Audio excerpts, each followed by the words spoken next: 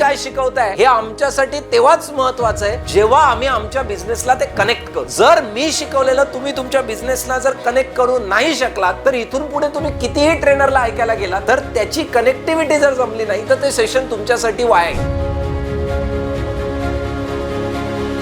आपण आपल्या कस्टमर्स साठी तेव्हाच तयार असतो जेव्हा त्याला नीड असते. आणि सेल्स हा त्याच्यासाठी नाही करायचा आपल्याला, हा आपला धंदा व्हावा म्हणून आपल्याला करायचा. तो उसकी ना लेने की चाहत से ज्यादा हमारे देने की चाहत होनी चाहिए.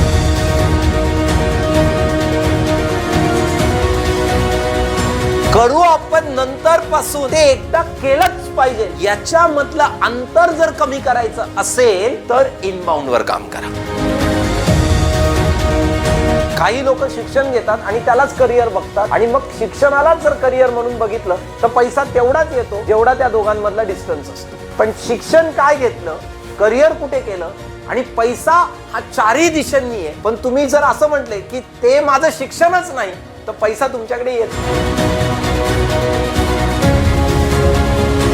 एकदम भारी झालं ना मग मी लॉन्च. साहेब काय बोलतात, 15% आयडिया आली ना तू लॉन्च कर. 70% पास होशील, 30% फेल होशील. पण 70% पास झाल्यानंतर कळेल 30% मी कुठे फेल आहे. मग पुढच्या अटेम्प्टला 80 होशील, मग 90 होशील, मग 100. पण लेट स्टार्ट. आजकाल प्रोडक्ट विकून बिझनेस होत नाही, कन्सेप्ट विकून प्रोडक्ट विकलं जातं.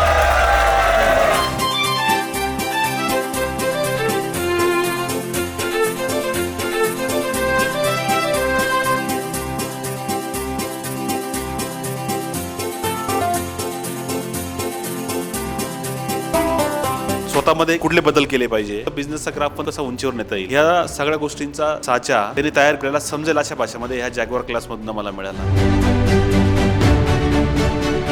आपल्या बिझनेसचा कळप कुठे आहे हे ओळखणं म्हणजे सस्पेक्ट.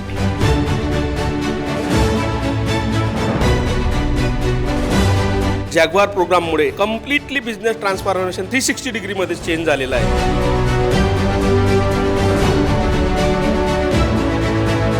तुम्ही आभाळ बघायला जाऊ नका, तुम्ही एक एक ताऱ्याचा अभ्यास करायला सुरुवात करा. जेव्हा सगळे तारे हातात येतील तेव्हा 100% तुमचं ते मंत्रिमंडळ बनेल.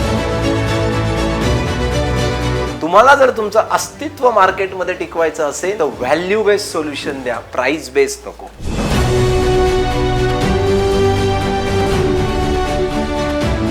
माझ्या बिझनेसमध्ये जी मरगळ आली, मरगळ झटकायचं जे काम असेल जॅग्वारच्या कोर्स मधून होतं. सरांमुळे मला एवढा मोठा फायदा झाला. फर्स्ट टाइम एवढा मोठा इव्हेंट केला. त्या इव्हेंटला 1000+ शेतकरी उपस्थित होते.